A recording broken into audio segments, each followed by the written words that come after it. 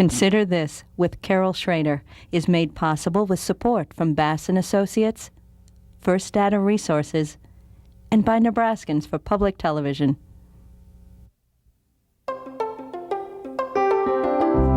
Consider This with Carol Schrader, a news and information program recorded on the campus of the University of Nebraska at Omaha.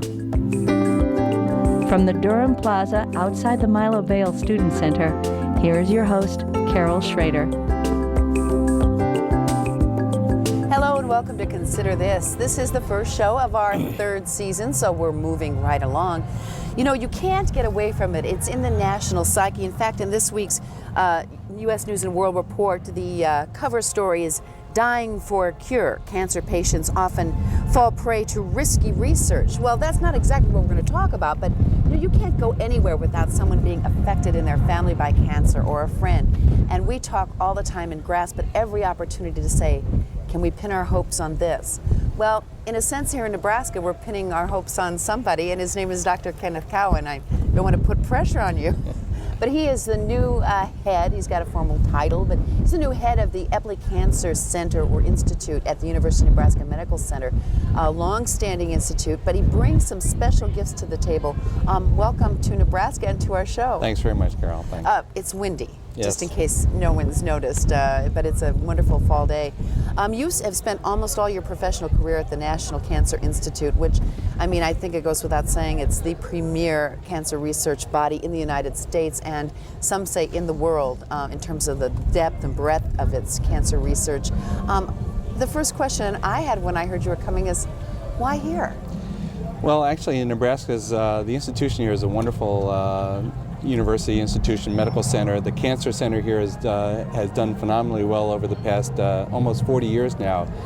The state of Nebraska is actually far-reaching as far as developing a cancer center within the medical center in 1963. It's almost 40 years old. So it has a long-standing institutional commitment to studying cancer and finding better ways to screen for cancer, better ways to treat cancer, and better ways to prevent cancer. Now, your bailiwick is really breast cancer research, and you're considered an expert in that field, and this is Breast Cancer Awareness Month.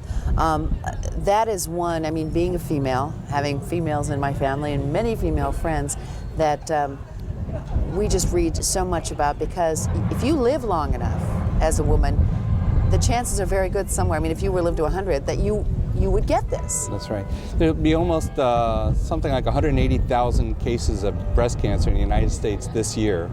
And unfortunately, there'll be about 45 to 50,000 deaths from breast cancer in the United States.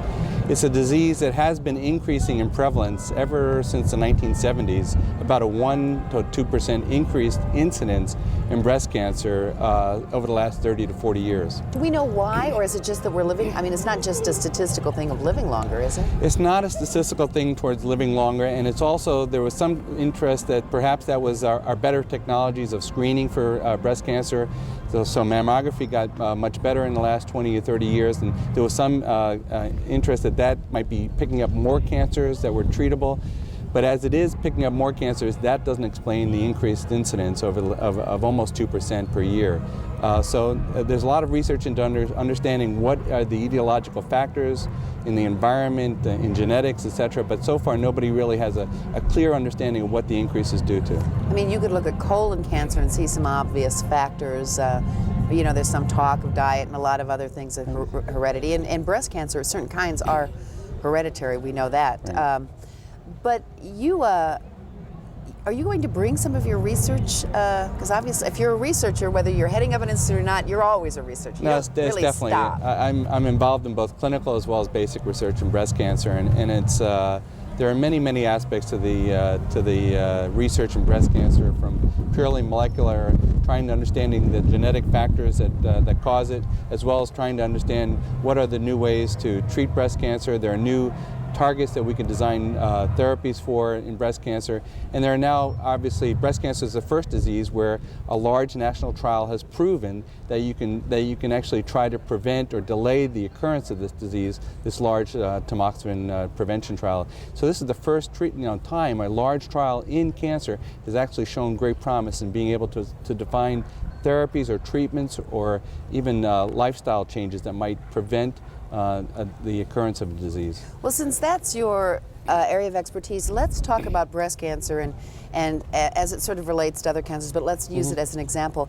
I try to kind of keep up, at least on the general circulation magazines on various things, and I mean it boggles my mind how the breadth of trying to even attack some small aspect of one certain kind of tumor when there are so many, even let's say in breast cancer, and that's not even one of the most diverse types.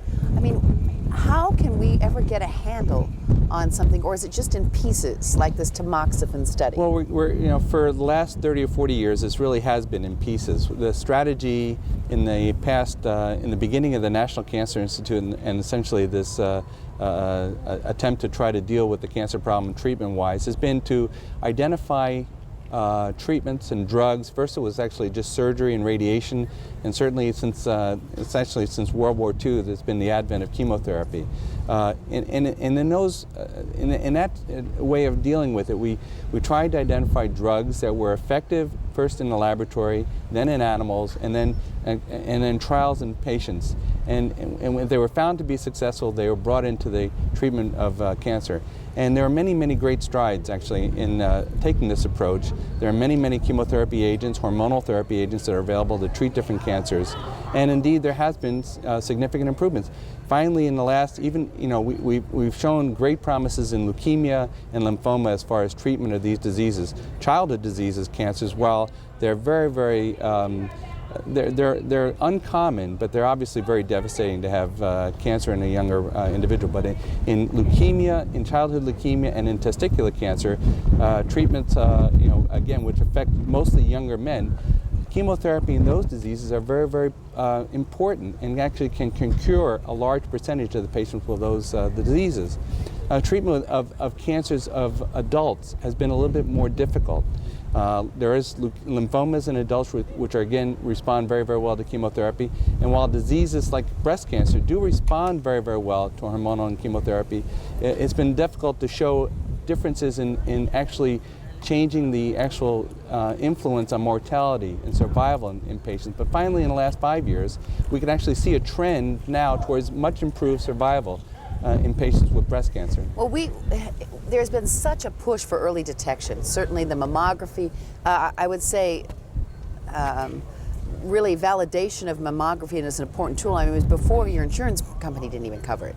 Now federal law mandates that women be allowed to have that covered, especially in increasing amounts, or more often the older they get. That's right. After age 50, every study has shown that there's a clear-cut benefit in not only detecting it early, but there's an improvement in survival. Because the key to breast cancer is, if you, like in many cancers, all cancers, if you detect it at the earliest stage, you have the best chances for cure.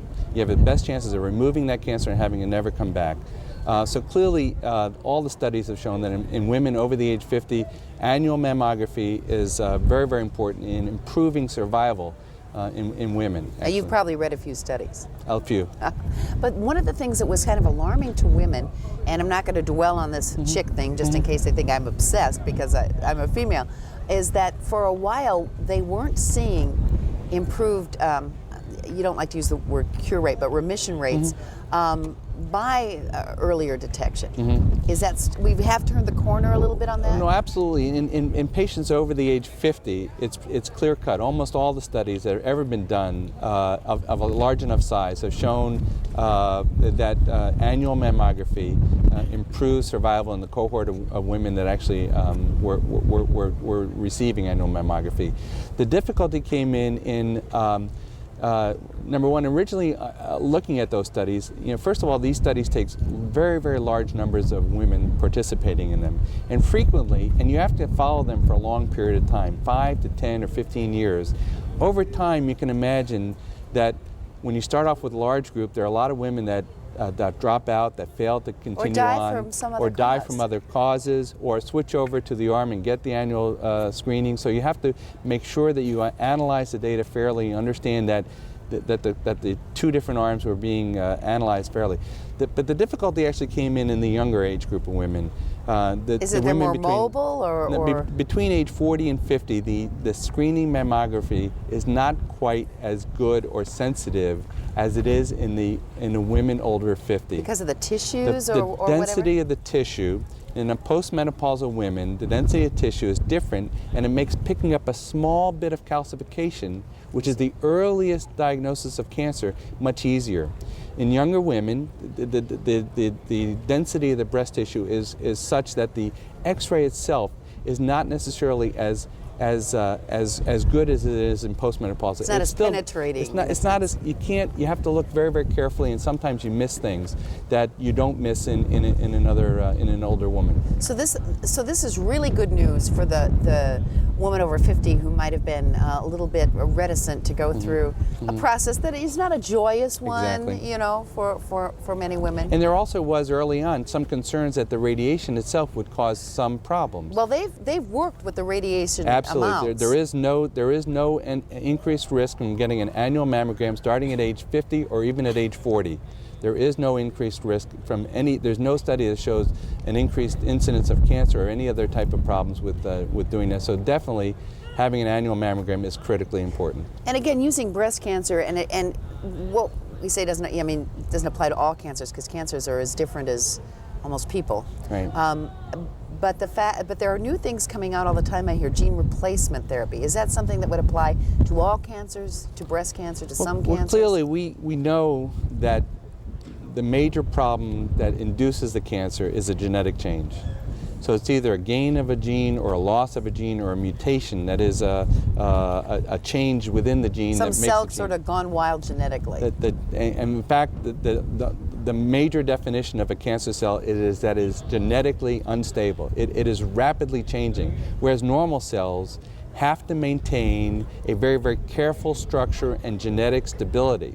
And that one of the differences is that to become malignant, to become a cancer cell, the cell has to be able to become genetically sort of amorphous, and that's one of the key definitions. But now we can focus on what are the actual genetic changes in each cancer cell or in each cancer patient.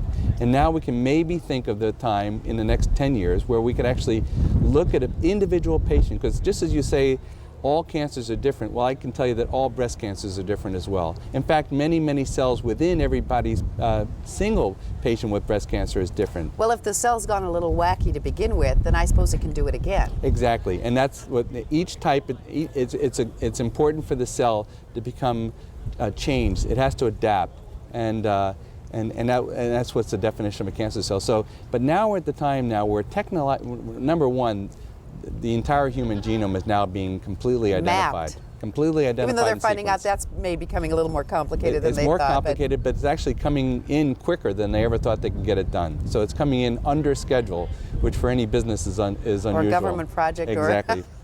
So number one, we now have the map of every cell, and now we can go inside every cancer cell and begin to identify what are the changes within that cancer cell. And what that enables us to do is to give us some idea about the biology of that disease. So is it really a malignant disease? Is it really going to metastasize or go somewhere else?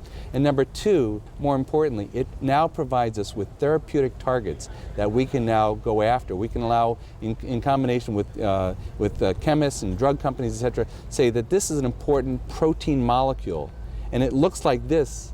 Now you can design a drug that targets it and maybe completely shut it off, because, as I said, the difference between the cancer cell and the normal cell are these genetic changes. So you're, instead of being on the defensive in many cases, as we have been with chemotherapy and radiation, you can be on the offensive. Yeah, and in the past, all of our therapy agents have not been designed to attack cancer cells. They were found to be effective in treating cancer cells. Okay. But now we can find out what's the difference between a cancer cell and a normal cell. In the past, our therapies almost always had some toxicities. There was hair loss, there was nausea, there was low blood counts, which caused a weakening of the immune system. These always recovered and the cancer cell was more susceptible to it, so we were able to, with these therapies, eradicate more tumor cells because they don't tend to recover as easily after some insults. But now we can actually say, what is the difference in a tumor cell compared to the normal cell? Now we can actually design a drug that should only affect the tumor cell and not affect a normal cell.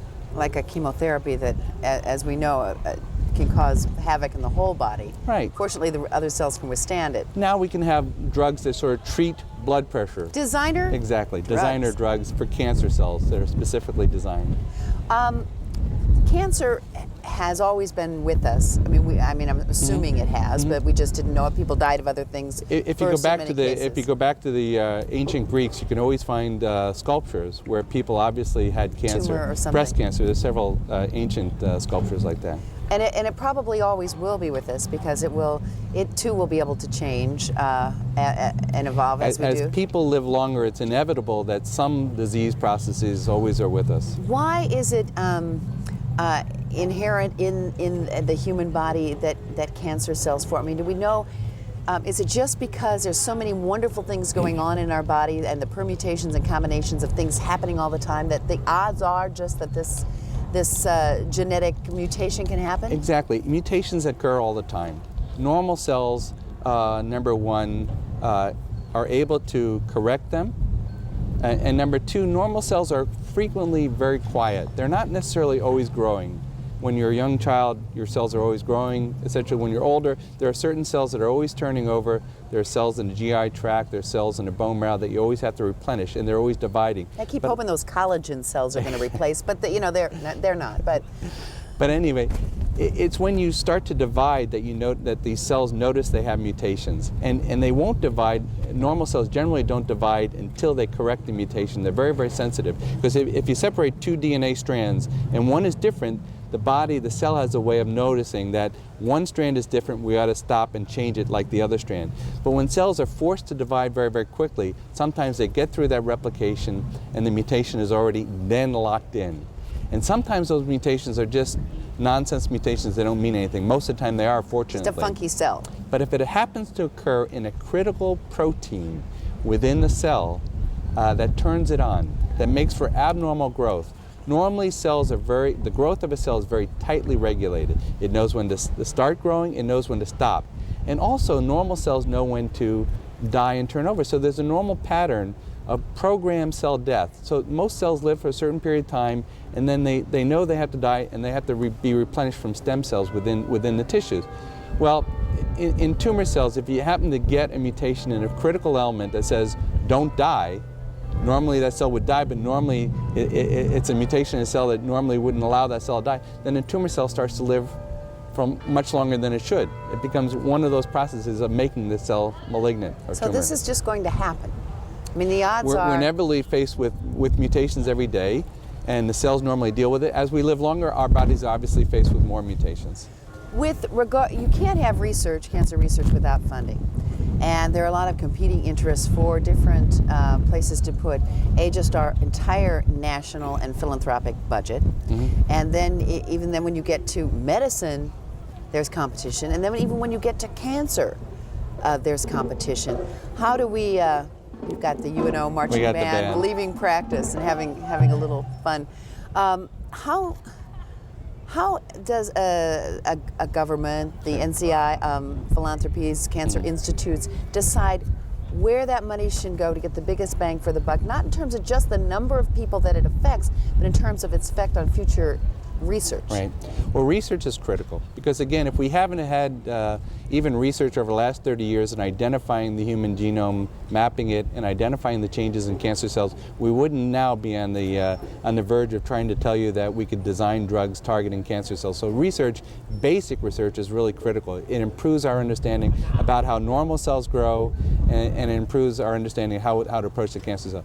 But as I said, there's something like 45 to 50,000 breast cancer deaths in the United States this year. There's something like 180,000 deaths from all cancers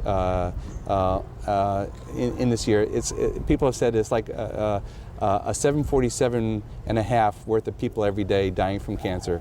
The National Institutes of Health, all those institutes in Bethesda, of which the Cancer Institute is one of the 12, has an annual budget of about $12 billion, of which the Cancer Institute, I think, has a budget of $2 billion. It's a significant budget, but certainly not enough to do all the things that everybody wants to quickly move towards identifying new therapies for not only cancer, but all different types of diseases. Okay, so obviously private funds are critical. Private funds, business, there's a lot more in businesses, drug companies, biotech firms are much more heavily invested in healthcare strategies, both prevention as well as treatment and screening. So they're critical, but philanthropy is also very, very vital. When we went through the 70s, I think ever since Silent Spring, we worried about the environmental effects and things and their carcinogenic, potentially carcinogenic effects. Do you think that we've sort of backed off a lot of that, or we've just haven't emphasized it? And should it be something we should continue to be wary of, even though we were not obsessed with it?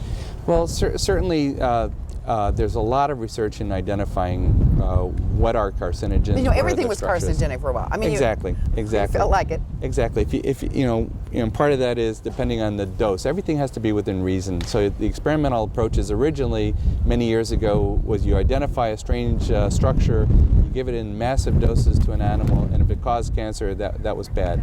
And clearly, people are much more sophisticated. We now know how to design those experiments to look for important carcinogens in the environment. We also know a lot more about how those carcinogens get metabolized by the body. And now we know, actually, an important area now is in, as we said before, the human genome. We not only know that the maps for all these genes, but we know that all individuals differ in some of these maps. So there may be minor, subtle changes in the enzymes in your body compared to even your sister's body. And do those enzymes metabolize, that is, inactivate these carcinogens differently? So why do some people get cancer and other people don't from the same family? They have the same, similar genetic background. Or do they break them down a little differently to affect me a little differently than you? Exactly. Some get broken down more readily. Some get repaired. The repair mechanisms are differently. So now what we're going to be able to do is screen patients. Instead of doing simple blood tests to see how your blood sugar is, we'll be able to eventually screen patients early on and say, listen, you ought to be having mammography even earlier, because your risk maybe of getting breast cancer may be a little bit higher. Or we might be able to tell you that your risk may be a little bit lower, and maybe once every 2 years is sufficient for this person. Or just don't. I guess a lot of it for us, I have 2 cases of lung cancer in my family right now, different kinds, but it's like, you don't want to be obsessed with it, but you want to take precautions that you can that don't lead you to unnecessary risk. Absolutely. And so you want to know how long, if you're not feeling well, if you should push somebody to get a lung X-ray. I mean, just little things like that. Clearly, in all cancers or in all health issues, if you have symptoms that persist for more than a short period of time, you can't explain them, you really ought to see a physician, have it checked out. And because in all cancers, whether it's lung cancer, cervical cancer, breast cancer, the earliest time you diagnose this is the most successful treatment. Okay, let's get back to Epley for a moment. What is your, obviously you sit in front of the powers that be and you come in and it gets real scientific talk and just some real bureaucratic talk. In your own words, what is your personal goal? My personal goal here is actually to build, this is a very strong institution. It has a very strong cancer research reputation, actually. What I'd like to do is to build it into an international reputation, make it something that is not just known in Nebraska or regionally in the Midwest states, but something that's really known throughout the country and actually throughout the world. We have some world-class research programs. We have an outstanding bone marrow transplant program at the university. We have an outstanding program in lymphoma treatment. So patients actually fly in here from all over the world to be treated for lymphoma and for transplant. The Lead Transplant Center provides us with a facility that we could really treat patients in a world-class fashion.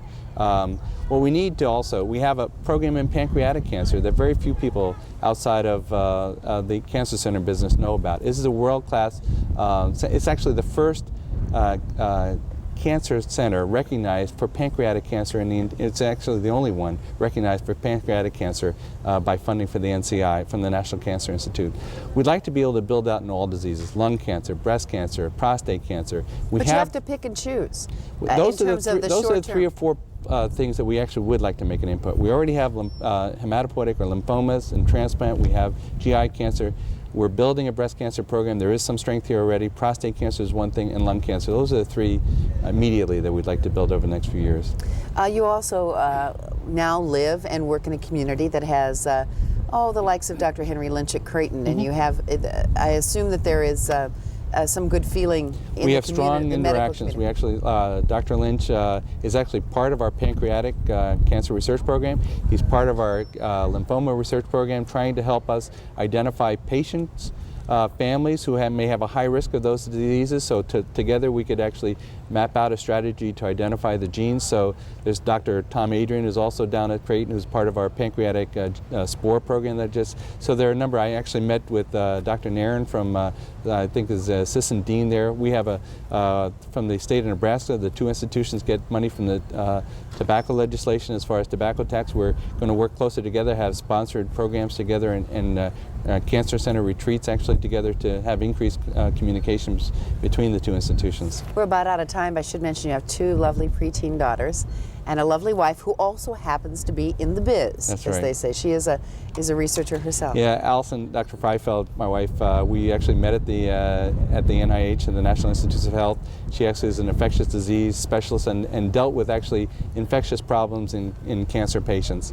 And we have 2 daughters, Sarah and Eliza, 12 and 10. And they've actually adapted very well to being Nebraskans. We're pretty easy to get along with. Well, I want to thank you for coming, and the Epley Cancer Institute is certainly known among people in your field, but it's not that well known in the community, and I want to thank you for helping us do that. You're going to be a little bit out and about too, even though you have 40 million other things to do. Yeah, right? we're trying to meet as many people as possible, actually. And the campus itself, are you getting used to it? It's really very nice, actually. It's a nice campus. We have very good people out there. I've really gotten to know a lot more people in the last 2 months since I've got here. I've started to talk to them about their own research and what sort of things we could do together. We have just a little more time. Give me a quick rundown. How many people work for Epley? Well, there's the Epley Institute, which has about 25 faculty members in it, but the Cancer Center has 134 faculty members from throughout the UNMC, as well as UNL down in Lincoln, as well as UNO. We have 7 faculty members from UNO that participate in a University of Nebraska Cancer Center, essentially. Well, that's super deluxe. If you want more information on the Epley Cancer Institute or the Cancer Center, the Cancer Center has a wonderful website. Mm-hmm. You can just use your search engine, let your fingers do the walking, and you learn a lot more about it. Welcome to the community. We'll check back Thanks with very you much. and see if some of these dreams become reality. They don't sound so far-fetched. I look forward to it. That'd be great. Thank you very much to Dr. Thanks. Kenneth Cowan, the new director of the Epley Cancer Institute. And thank you for joining us on this windy day on Consider This.